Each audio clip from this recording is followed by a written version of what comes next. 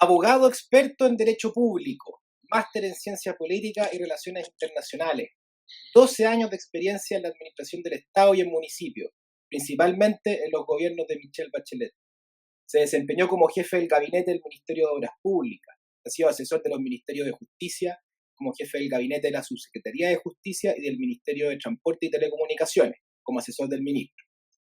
Es consejero directo de la Fundación Vicente Huidobro, miembro del Colegio de Abogados y de la Sociedad Chilena de del Derecho de la Construcción. Es un hombre de la centroizquierda y hoy famoso tuitero y panelista de programas de televisión. Gabriel Alemparte, bienvenido a nuestro programa, ¿cómo estás? Hola Vicente, muchas gracias por tu tiempo y por invitarme a este programa. Yo feliz de conversar todas las alternativas y poder informar a la gente que te ve, que es mucha, y estoy muy contento de estar en tu programa.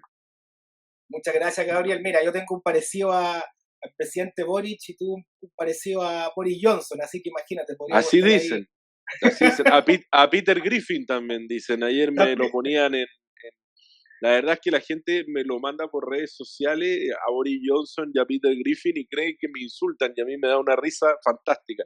Yo tengo mucho humor y me río mucho de mí mismo, por lo tanto, la otra vez había una gran caricatura que apareció por ahí por interferencia, donde yo aparecía desde un water hablándole a un gallo y me pareció tan gracioso que me reí un fin de semana entero, así que no tengo ningún problema en reírme mismo. Lo único que sí no aguanto, obviamente en redes sociales, que está muy fuerte y que yo llamaría a bajarlo, es un tono de agresión, de amenazas que está muy fuerte y que creo que no contribuye a la amistad cívica, porque el 5 de septiembre vamos a tener que seguir conversando lo que viene para adelante, por lo tanto no le hace bien al país ese tono.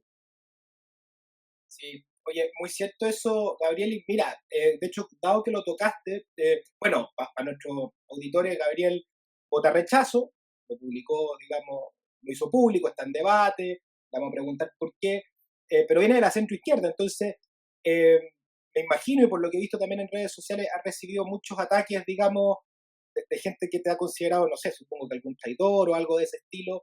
Eso ¿Cómo es lo lo has más vivido suave. tú también esto? Claro, pues, ¿cómo lo has vivido personalmente? ¿Has tenido peleas con gente cercana o tu mundo en el fondo ha sufrido algún quiebre? ¿Cómo lo has vivido tú eso? Bueno, mira, yo creo que esto tiene dos etapas. Que buena tu pregunta, porque la verdad es que nadie me lo había preguntado así tan directamente. Creo que es un tema bien complejo. Yo toda la vida he votado por la centroizquierda.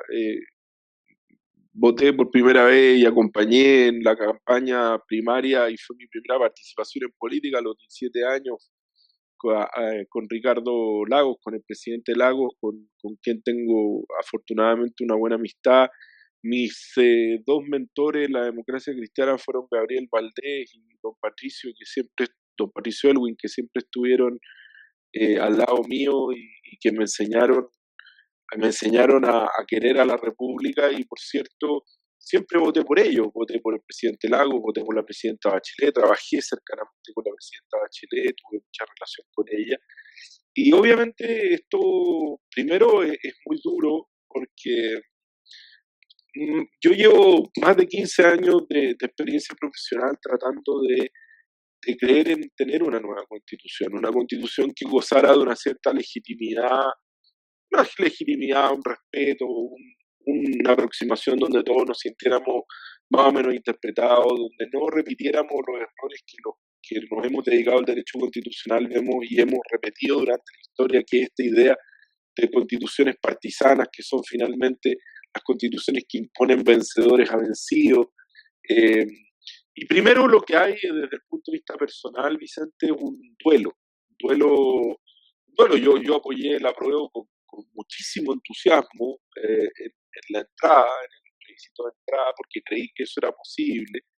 Pero después, con el pasar del tiempo y siguiendo muy minuciosamente discusión, la discusión constitucional que se estaba dando en el seno de la convención, me di cuenta de no solamente las formas, que las vimos todos, las payasadas, los disfraces, los desnudos, los gritos, la, la, la forma de debatir, que era realmente una cosa que no no se condecía ni con el lugar, ni con la forma, ni con lo que se estaba haciendo. Pero también un problema de fondo con la Constitución, darte cuenta como profesional, como abogado, como cientista político, que tú no puedes votar por algo que finalmente puede producir un problema severo al futuro en el país. Yo ayer decía en una entrevista que me hicieron, uno puede votar por un mal gobierno, cuando tiene dos alternativas, uno dice, bueno, uno vota por el mal menor. Eh, pero en el caso de una constitución, y a diferencia de un gobierno dura 4 años. Una constitución está pensada para durar 50 años y está pensada no solo para aquellos que tienen el poder hoy, sino para aquellos que puedan tener el poder en el futuro y para aquellos que puedan mantener el poder. Porque cuando tú tienes un buen gobierno que cumple con la ley, que cumple con la constitución es prácticamente inútil, no es un tema muy relevante. El problema de la constitución y donde la constitución tiene que resistir y crujir es cuando los gobiernos tratan de traspasarla y ahí las normas tienen que estar muy claras. Mira, los momentos en que se ha puesto en duda la constitución norteamericana han sido que data de 1776, es una constitución muy antigua, eh, son aquellos momentos de la guerra civil, de secesión, y lo que pasó con Donald Trump hace poco tiempo, y lo que pasó con Nixon en la década de los 70. ¿No? Entonces, son en esos momentos donde la constitución tiene que estar muy bien construida desde el punto de vista de su motor. ¿No? Yo digo que la constitución es como un reloj, es una máquina de alta complejidad que tiene un sistema de relojería donde tú puedes ver el reloj por fuera y puedes decir, oye, qué bonito el reloj, pero por dentro la relojería, si no funciona bien, puede generar un problema. Entonces, eso es lo primero, darte cuenta de eso, hacer un duelo personal, que es muy, muy duro. Yo lo he conversado con mucha gente del sector, con gente también de la derecha, con gente de distintos sectores, y es primero hacer un duelo personal, ¿no? Decir, por primera vez voy a tener que votar en dos alternativas y en una en la que claramente yo no me siento cómodo, ¿no?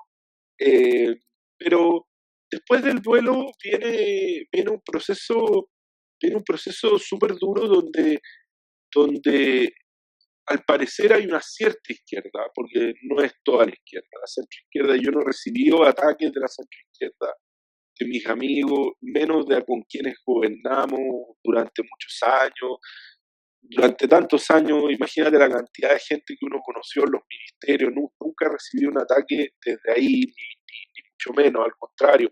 Hay una cierta manera también de entender por qué uno está en una posición así, pero hay una cierta izquierda muy radicalizada que se dedica al ataque, a las amenazas de muerte, que se dedica a una forma de diálogo que es brutal, que no es diálogo, por cierto, pero que es muy brutal y que obviamente la he vivido con fuerza, obviamente a uno lo afecta, pero creo que uno tiene que salir a defender las ideas. Yo no estoy aquí para ser monedita de nadie, como decía el intelectual mexicano Enrique Krause, a quien yo sigo bastante. El populismo parte cuando la gente lúcida empieza a callar por miedo, ¿no?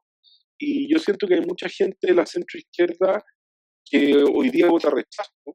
Y conozco muchos profesionales de centroizquierda, muchos profesionales, cuando digo de centroizquierda, que se sienten identificados, muchos que fuimos militantes de partido, que nos fuimos, mucha gente que estuvo en el gobierno, mucha gente que está en el gobierno, que están en una posición de rechazo para callado. Yo tengo un WhatsApp de varios amigos que, claro, dicen rechazo para callado porque uno entiende también, uno entiende que no todo el mundo está disponible para prestarse obviamente a la funa, a que a uno lo traten mal.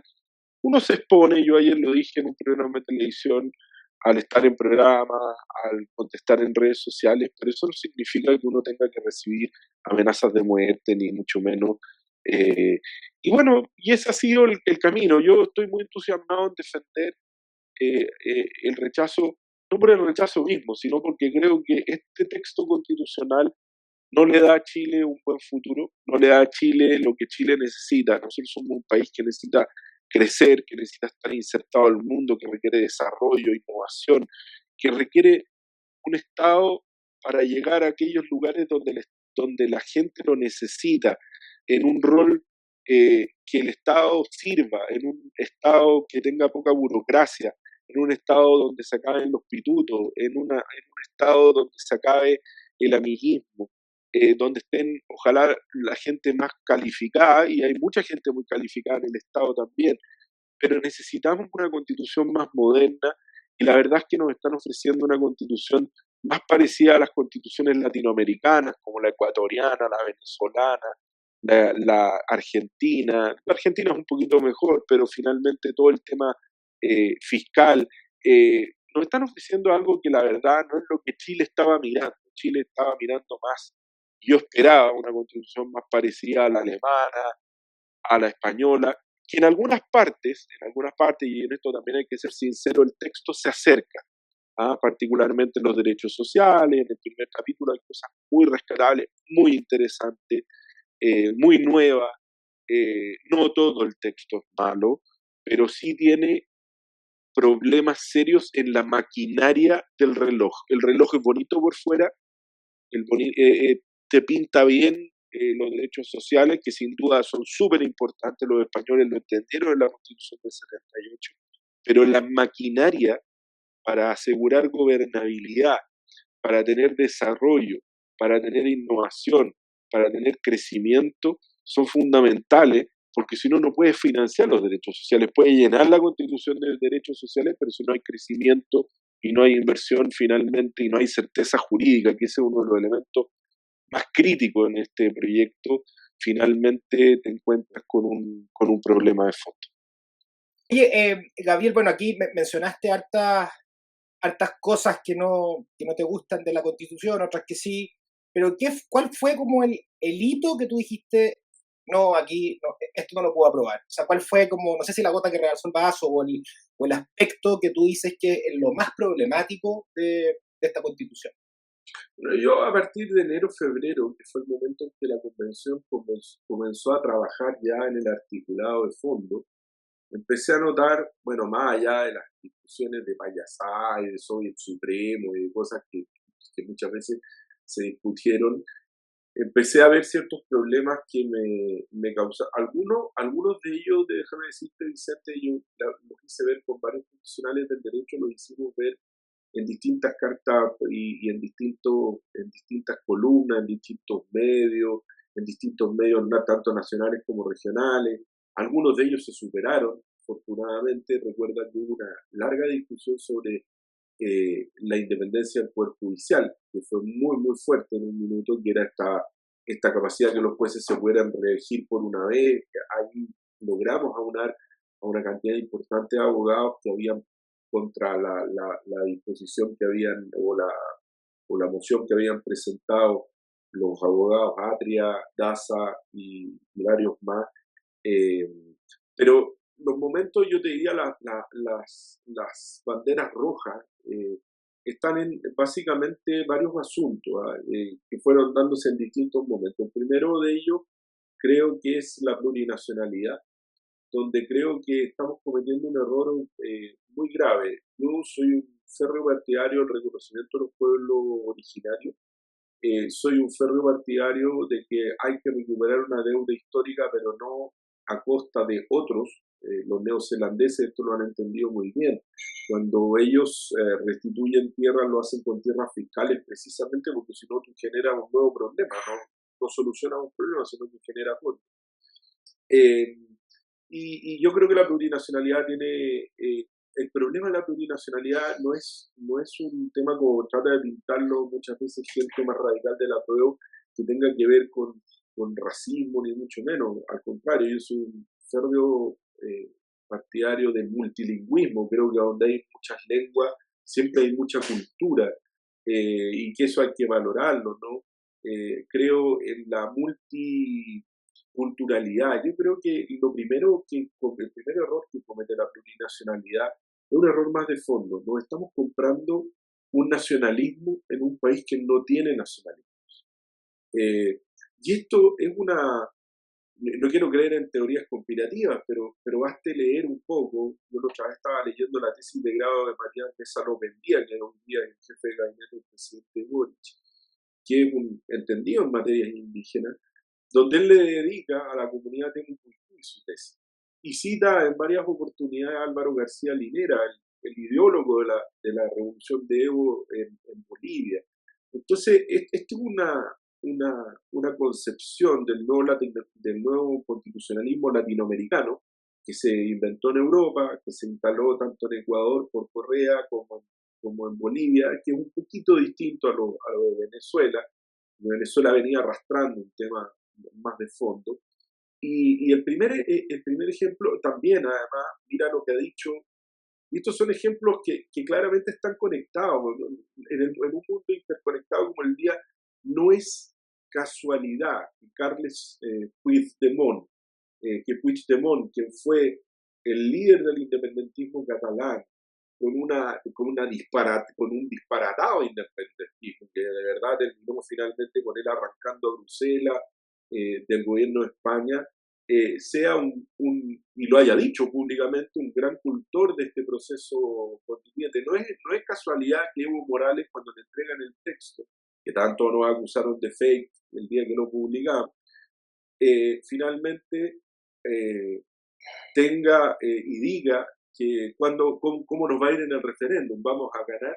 Bueno, aquí hay una tesis del nacionalismo que también se había metido a través del País Vasco y de ex-etarras y a través de las FARC también en el mundo mapuche, ya en la década de los 90, que está impulsando una plurinacionalidad que no tiene nada que ver con lo que los pueblos originarios de verdad quieren.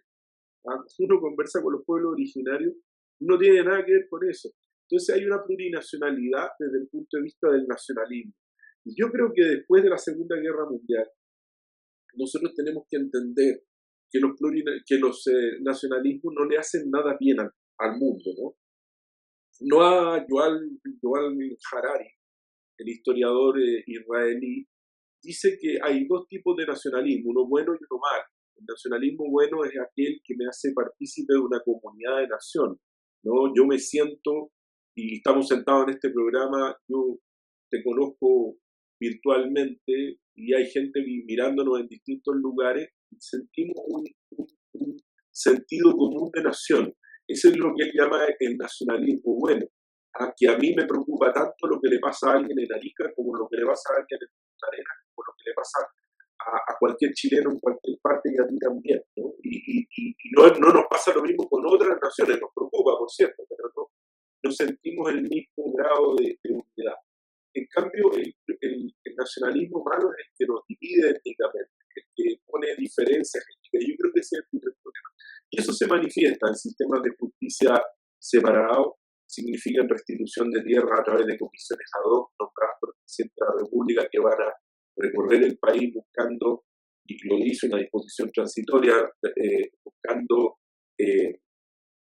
proponerle un plan al presidente de la República para la restitución de tierra, significa el uso del borde costero, significa ¿Sabes lo que pasa con la plurinacionalidad, Vicente?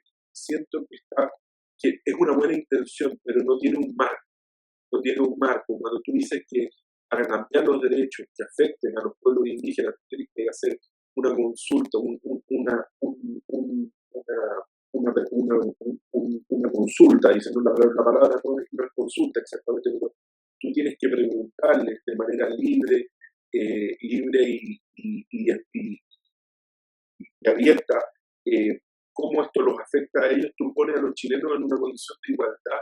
Por ejemplo, si yo quiero construir una carretera, tengo que preguntarle a través de consentimiento libre y voluntario a los pueblos originarios si esa carretera pasara por un bien común, por la mitad de un territorio que además tampoco se ha delimitado cuáles son estos territorios indígenas, cuáles son estas autonomías indígenas.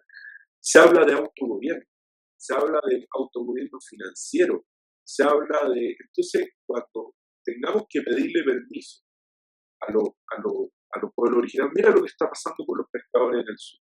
Lo que está pasando con los pescadores en el sur es un conflicto que tiene que ver con esto mismo, que tiene que ver con la ley Lafkenche, que fue una ley que se aprobó en el año 2006, donde efectivamente la ley Lafkenche lo que hace es que permite que mucha gente, muchos pueblos originarios pidan en razón de su composición pedazos del espacio marítimo costero, y eso está generando un conflicto con los pescadores, con la salmonicultura muy fuerte. Han perdido más de 4 millones de hectáreas en el borde marítimo a lo largo de Chile, en la región de Los Ríos y Punta Arenas. Entonces, la plurinacionalidad, mi primera bandera roja, porque siento que no está bien delimitada, no está inteligentemente delimitada y es extremadamente radical. Sí, y de hecho disculpa que te interrumpa, Gabriel, Sí, por favor. Rodríguez Elizondo dio también hace poco una entrevista Muy interesante.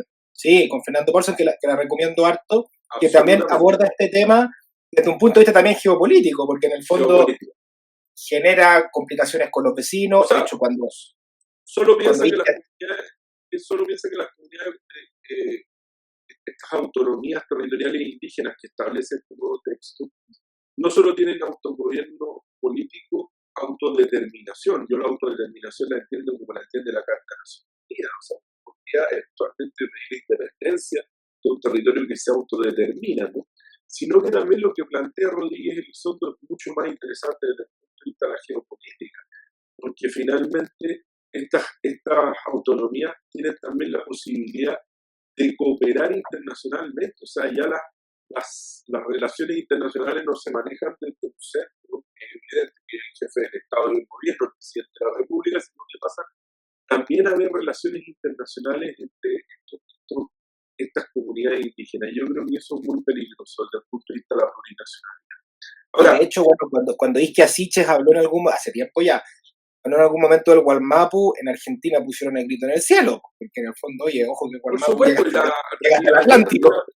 Y claro, y recuerda la convencional Francisca Limponao, que dijo que el territorio Gualmapu no querían solo tierras, querían el territorio Gualmapu de norte a sur, de este a oeste, por estoy citando textual.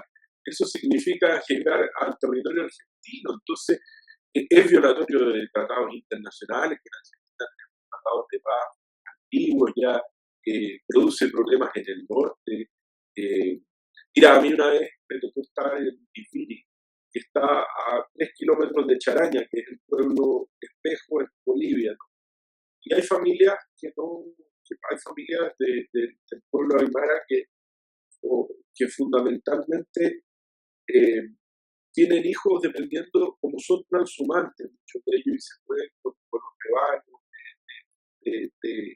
de caprinos, por el altiplano. Muchas veces las mujeres embarazadas se mueven de un lugar a otro con la familia y hay hijos que tienen nacionalidad boliviana de una familia y hay hijos que tienen nacionalidad chilena. Entonces, el desdibujo de la nacionalidad, sabemos lo que ha producido. Nosotros hemos tenido 2 conflictos con Bolivia.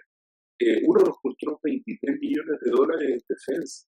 Entonces, en defensa de los chilenos, con nuestros impuestos, eso significa, todos $23 millones significan 10 CEFAM, 10 centros de salud familiar, para que la gente entienda. Ese es el costo de lo que nos costó la gracia con Evo Morales en la Corte Internacional de Justicia, La Haya. Entonces, cuando van y le regalan el texto y él dice, bueno, vamos a ganar referéndum, es una falta total de respeto, ¿no? Entonces, el primer problema es la plurinacionalidad. Tú me preguntabas dónde yo había levantado la bandera.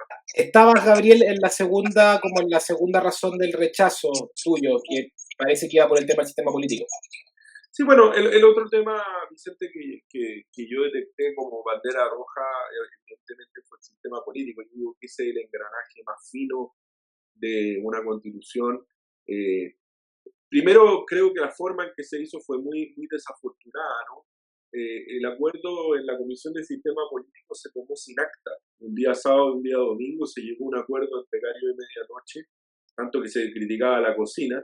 Yo quiero recordarle a la gente que la Constitución de 1980 podrá tener muchas fallas, pero uno puede encontrar las discusiones de todos los constituyentes completas en las actas constitucionales de 1980. El único momento en que la Constitución del 80 fue secreta su discusión y no tenemos acta fue el momento en que la Comisión Ortúzar, que era la Comisión de Juristas, pasó al Consejo de Estado, donde también la discusión fue con acta, y de ahí pasó a la Junta de Gobierno, a los militares, ¿no? Que ya el texto estaba terminado prácticamente, y ahí sí hubo una discusión secreta.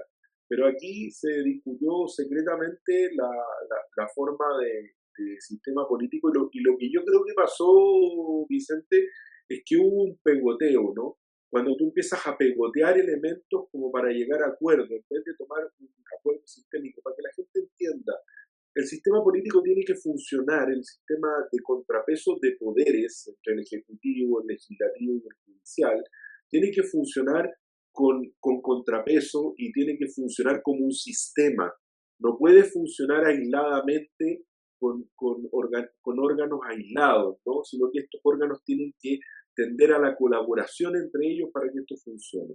Y claramente la eliminación del Senado, aparte de ser un elemento realmente vergonzoso, una, un, una institución republicana que nació con la República de Chile 200 años y que los únicos argumentos que se hayan esgrimido es que es una corporación aristocrática. Yo quiero recordar que la mayoría de los presidentes de Chile, Pedro Aguirre Cerda, Salvador Allende, Gabriel González Videla, José Manuel Balmaceda, Manuel Montt, todos los presidentes de Chile pasaron por el Senado y el Senado de Chile fue el lugar donde Pablo Neruda, como senador, acusó a Gabriel González Videla por la ley maldita. Por lo tanto, de aristocrático el Senado no tiene nada. Además, solamente señalar que la senadora más votada en este momento en el Senado es la senadora Fabiola Campilla y que no llegó con ningún tipo de afirmación positiva. Entonces, sostener estos eslogans que son tan brutales y decir después que el Senado se demora más en las leyes, por el contrario, el Senado se demora menos que la Cámara de Diputados y esto te lo digo por experiencia propia, a mí me tocó muchos años tramitar proyectos de ley en el Congreso, la calidad que tiene el Senado para muchas veces arreglar, para muchas veces mejorar los aspectos de una Cámara más política, que es la Cámara de Diputados, es muy, muy grande. Y ese contrapeso entre Senado y Cámara es muy importante. Aquí lo que se hace es una Cámara de Regiones que tiene muy pocas atribuciones, una Cámara de Diputados con atribuciones muy amplias, con 155 diputados y diputadas a lo menos, porque eso lo entrega la ley, por lo tanto podría haber un redistritaje y tener más diputados y diputadas, que yo creo que es algo que la gente no quiere. Y además de eso, entregándole mucho poder a través de normas de iniciativa exclusiva del Congreso que tienen gasto público. Y este es un elemento que se había superado en la Constitución del 25, 1970. El presidente Eduardo Frei Montalva eliminó la iniciativa de los parlamentarios para comprometer el gasto público, porque esto es importante. Y la concentró, por cierto, en el presidente de la República. Todo proyecto de ley que toque gastos del Estado tiene que ser iniciativa exclusiva del presidente de la República, porque el presidente de la República es quien lleva la contabilidad, que lleva la política fiscal en sus manos. Por lo tanto, cuando tú pones a los diputados en el ejercicio del gasto, lo vimos en los retiros. Los retiros eran necesarios en un momento súper complejo de pandemia y todo el cuento, pero el efecto que tuvo el pasarse esa norma por encima desde el punto de vista del Congreso, el efecto que ha producido una inflación del 12%. Entonces, los parlamentarios no resisten muchas veces las tentaciones a sus propias carreras políticas, a sus propios intereses o a los intereses de sus propios electores. Y el presidente de la República, tú le vas a entregar a la Cámara la posibilidad de tramitar proyectos con gasto y el presidente de la República, después de tramitado el proyecto, va a tener que apoyar o no apoyar esos proyectos. Eso va a significar un chantaje permanente, y perdonen que lo pongan en estos términos, entre el Congreso y la Cámara, esta Cámara sin contrapeso, contra el presidente de la República, que para negociar otras leyes es evidente que va a tener que transar proyectos de gasto, y esto va a producir un problema con la regla fiscal, con el cuidado de las finanzas públicas. Entonces, ahí hay un elemento muy grave en el descontrapeso del sistema político. Además está la reelección del presidente de la República. Recuerda que en 1871, que fue la reforma, en 1871 hubo una reforma a la Constitución de 1873, precisamente para evitar la reelección por el intervencionismo electoral que genera un presidente en campaña. Lo hemos visto estos días. No hay no estoy diciendo nada y no quiero usar con esto al presidente Boric. Todos los presidentes cuando están en campaña hay una línea divisoria entre los gastos de administración y los gastos, y la Constitución, el proyecto de Constitución lo pone, la definitiva división entre los gastos de administración del Estado, que tiene que ejecutar el presidente cuando está en campaña, y aquellos de campaña, y lo deja entregado un instructivo a la Contraloría. Y ya tenemos una Contraloría que dice que el presidente tiene que ser presidente, que no se puede meter en la elección, y hemos visto que el presidente hasta retuitea cosas de campo. Entonces, esto no lo quiero personificar en el presidente Boric, puede pasar en el futuro. Y por eso en 1871 se eliminó. Fíjate que quien lo eliminó fue el senador Errázuriz Zañartu, que cuando lo eliminó, cuando se aprobó la ley, era el favorito para ser presidente después del presidente Pérez Mascayano. Y fue electo y la ley se aprobó. Y él, en vez de pedir la retroactividad, de decir, oye, a mí me corresponde tener una reelección más y tener los decenios que venían de Prieto, Bulnes, Bond, Pérez, él, en vez de decir eso, hizo un ejercicio de cariño con la mafia y dijo, no, yo me voy a quedar los 5 años porque fui uno de los promotores de eliminar esto precisamente por el autoritarismo, por el uso del Estado para la reelección. Y ahí tenemos otro problema más. Entonces, ese ya es un problema. Otro problema donde yo levanté la bandera roja muy fuerte en un primer momento y que me costó, bueno, ahí salimos de la comunidad jurídica muy fuerte, que era este tema de los jueces contra elección, afortunadamente se fue afuera.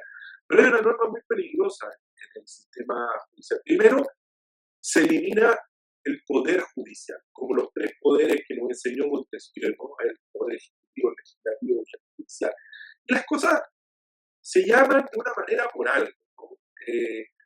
Cuando tú al poder judicial pasas a llamar los sistemas de justicia, lo estás disminuyendo por algo, ¿no? Las cosas no son baladíes, las cosas se llaman y los lenguajes sabemos que crean realidades. Entonces, cuando yo veo el sistema de justicia, primero estos 2 sistemas de justicia paralelos que ya hablamos, cuando además no hay una norma divisoria a quienes va a juzgar en materias penales, o sea, lo que puede pasar al día siguiente de la convocación de la Constitución, si gana la prueba, es que la mayoría de los tribunales o los juzgados de garantía de juzgo, por decir caso de alcohol, se declaren incompetentes porque la mayoría de las personas que están formalizadas, investigadas o condenadas o que estén en proceso de investigación, van a decir, bueno, yo soy indígena, me tienen que juzgar a través de la ley indígena. Por lo tanto, ya hay un problema, y el otro problema del sistema judicial es que la Corte Suprema pierde el gobierno del Poder Judicial, ¿no? Como esta pirámide, la pirámide judicial, la Corte Suprema, que es la corte principal, pierde el gobierno y se lo entrega a un Consejo de Justicia, a un Consejo de la Magistratura, que en España ha funcionado mal, en Argentina ha funcionado pésimo, en Francia tiene muchas quejas, porque lo que hace es que politiza un Consejo de Justicia donde el presidente nombra algunos miembros, donde hay miembros de pueblos originarios, donde también hay jueces o funcionarios del Poder Judicial que hacen carrera política al interior del Poder Judicial para poder elegirse en este Consejo de la Justicia, que además no solo nombra a los jueces, ¿no? Sino que además tiene la capacidad de nombrar a los jueces del Tribunal Electoral, lo que me parece muy grave, y tiene además la capacidad de nombrar a los ministros del Tribunal Constitucional o la Corte Constitucional, ¿no?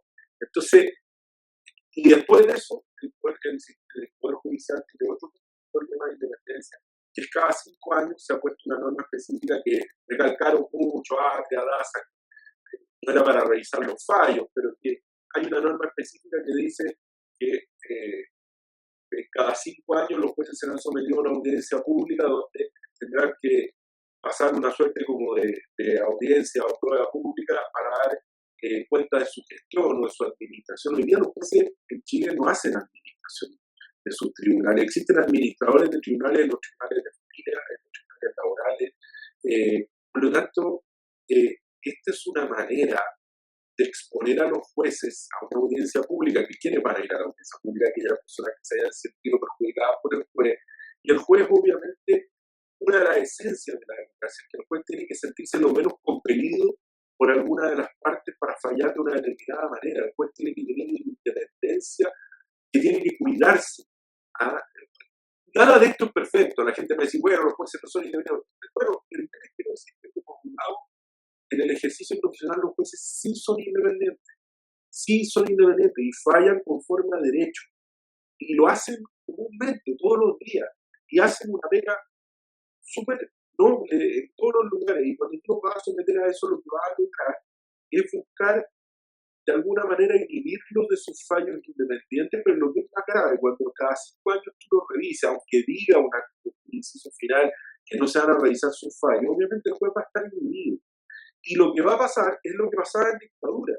En dictadura los jueces no se los... Mire, a Carlos Cerda Fernández, que fue uno de los ministros de la Corte de Apelaciones más importantes de la Corte de Apelaciones de Santiago en la defensa de los derechos humanos, que acogió la tesis de los amparos a las personas que estaban detenidas en el centro de detención clandestino, no se los sancionó jamás por sus fallos, se los sancionaba por cosas administrativas.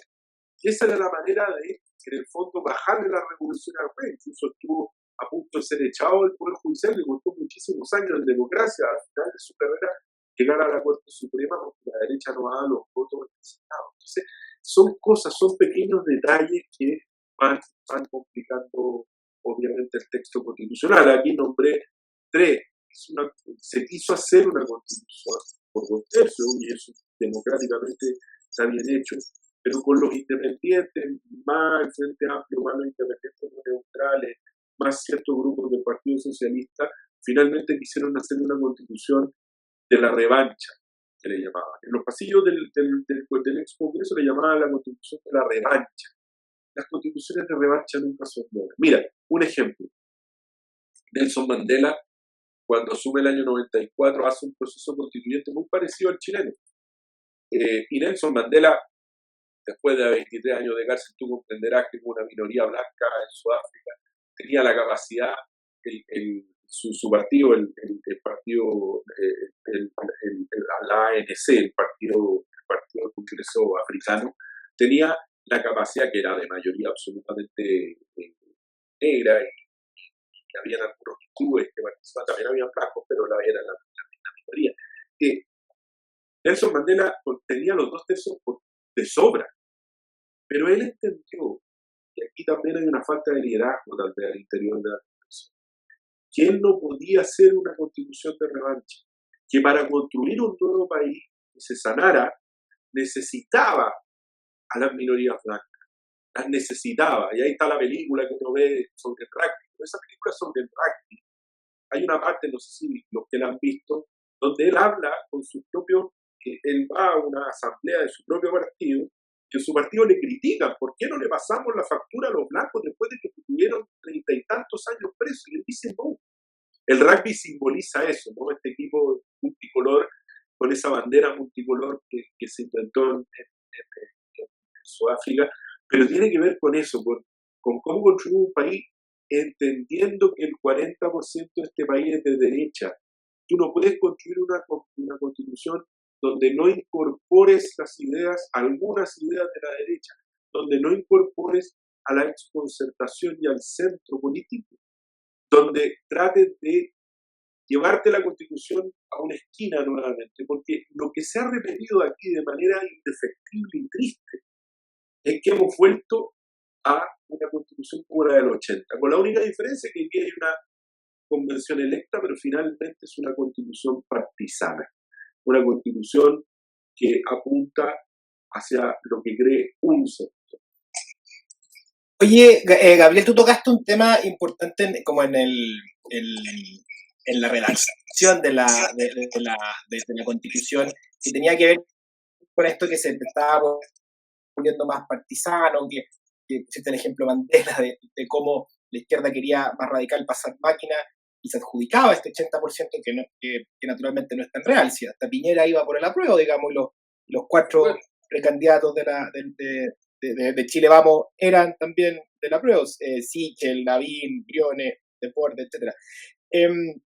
Pero aquí también hay una ausencia de un rol histórico, político, que veo yo que tiene que ver con la centroizquierda. O sea, esto pasa en gran medida porque hay una centroizquierda débil y que se ha debilitado mucho los últimos 10, 12 años quizás, y ha ido cediendo terreno cada vez más. Y entonces yo te quería ahora llevar un poco a finalizar, Gabriel, a futuro. ¿Cómo ¿cómo ves tú a futuro como esta reconstrucción de la centroizquierda, que de alguna manera yo creo que ya se está viendo, o sea, con el tema de amarillo, o con perfiles como el tuyo y otros, digamos, que están un poco golpeando la mesa en una elección que es histórica?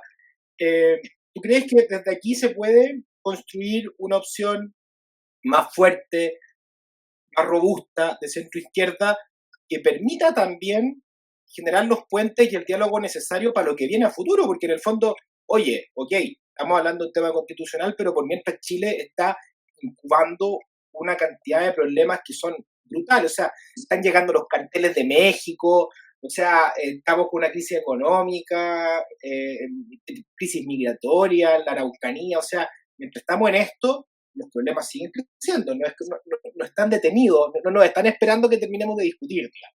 Entonces, ¿cómo ves tú este rol de la centroizquierda y cómo se puede fortalecer? Mira, yo creo fundamentalmente que sí, yo soy heredero de esa centroizquierda, pertenezco a una generación menor, ¿ah? Que nos tocó estar en la administración del Estado en puestos ya más secundarios, ¿no? Nosotros miramos con mucha admiración a nuestro Helwin, a nuestro Gabriel Epaldea, a nuestro Pancho Cumplido que acaba de fallecer, a tanta gente que uno trabajó y tuvo la suerte de trabajar con ellos, viejos sabios, viejos que conocían la política, pero que también tuvieron un problema de enquilosarse muchas veces en el poder, y dar poco espacio a las nuevas generaciones de la centroizquierda, a las nuevas ideas. Pero lo que es peor, yo siento que el problema no estuvo en ellos. Ellos defendieron lo que les tocaba defender en su minuto y lo hicieron bien, los Berenguer, gente seria, Alejandro Foxley. Teníamos elenco fantástico, teníamos elenco de una edad un poquito superior a la mía de primer nivel, superintendente, muchos ministros. Tenemos gente muy buena. Pero primero yo siento que hubo una debilitación de los partidos políticos de la centroizquierda, que se cooptaron en el Estado, que no pudieron encontrar pega fuera del Estado y por lo tanto se sometieron a los dictados, y no lo veo hoy día con harta tristeza, como muchos de partidos que muchas veces no comparten los ideales del partido del presidente, tienen que estar a contrapelo en el Estado por trabajar. Entonces, creo que una primera cosa de la centroizquierda es rearmarse desde liderazgo que estamos fuera del gobierno, ¿no? de la contingencia, que podemos pensar con mucha fuerza lo que viene para adelante. Lo segundo, creo que la centroizquierda en un momento, y algunos y a mí lo que más me impacta, gente que durante muchos años tuvo cargos muy importantes, embajadores, subsecretarios, ministros, criticaron, pero no llegaron a la crítica siempre es muy razonable, los errores que se cometieron en los gobiernos de la concertación, la nueva mayoría son importantes, pero al lado de la obra ejecutada, al lado de pasar de un país que tenía un 60% pobre a un 8% pobre y a menos de eso en pobreza dura.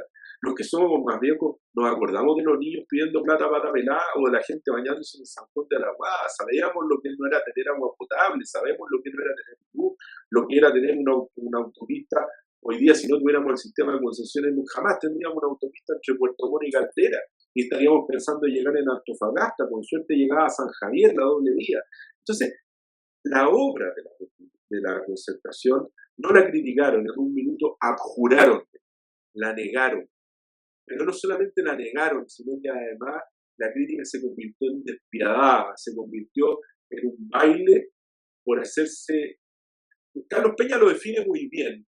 Lo peor no es la viatería juvenil, sino lo peor son los viejos que enganchan como esta viatería juvenil, que vienen como a rememorar sus años sedenteros en la universidad y que se han convertido en frente amplistas fanáticos, uno lo ve en las redes sociales y llegan a dar pena, y han jurado con brutalidad que la obra que ellos mismos ejecutaron. O sea, yo cuando veo a Jorge Arrate criticar al presidente Lagos, Jorge Arrate fue uno que aplicó la Ley General de Educación, o sea, por favor, tengamos un poquito de coherencia con lo que hicimos, hagámonos cargo de los errores, hagámonos cargo de los problemas de corrupción que hubo, hagamos una crítica severa a la concertación y a la nueva mayoría. Pero no existe un periodo en la historia republicana de Chile en que Chile haya crecido más,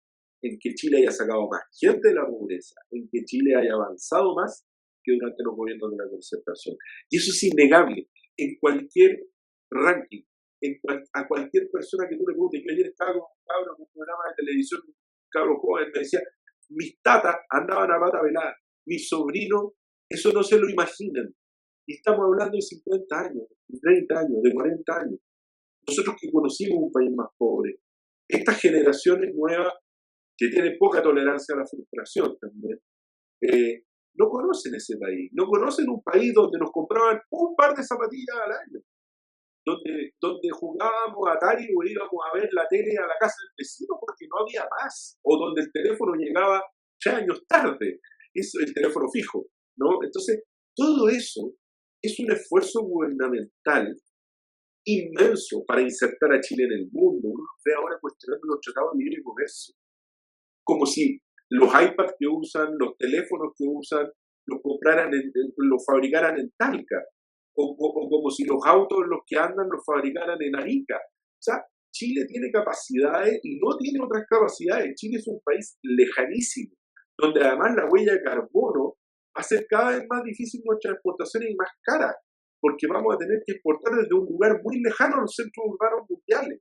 Entonces, uno dice, esta como idea de volver como a los 60, a los 70, a fórmulas fracasadas, uno no la entiende. Pero lo que es peor son aquellos que, habiendo sido parte de la concertación, o sea, yo veo ex embajadores, gente que vivió de esto, criticando, o sea, no criticando, abjurando, porque es distinto criticar, es muy legítimo, pero abjurar, negar, yo no estuve ahí.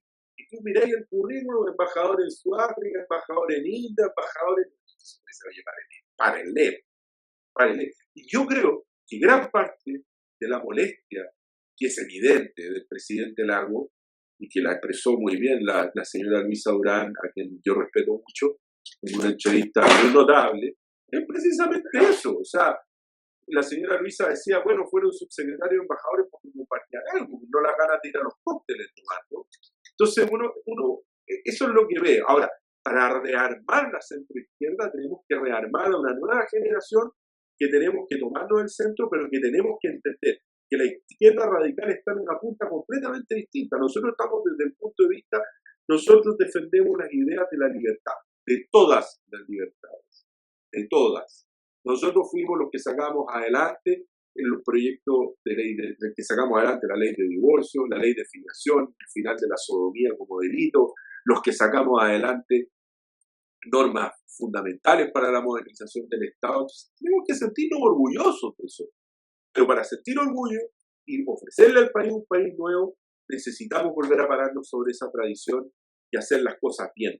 Yo ya estoy molesto con una centroizquierda que baila un baile de populismo y creo que la gente le pide a los políticos es hacer las cosas bien.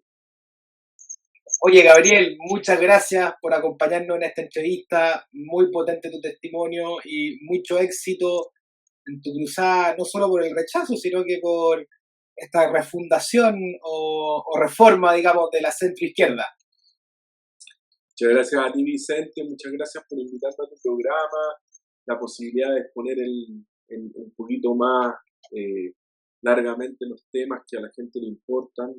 La verdad es que muchas veces dicen, bueno, uno pasa tan rápido en los programas y puede nombrarse ciertas cosas, entonces la gente dice, ¿por qué la Constitución es mala? Pero aquí uno tiene el tiempo de poder exponer los temas. Así que muchas gracias, Vicente, por tu invitación y a tu disposición cuando lo requieras. Un abrazo. Suerte, muchas gracias, un abrazo grande, Gabriel. Nos vemos, gracias a todos.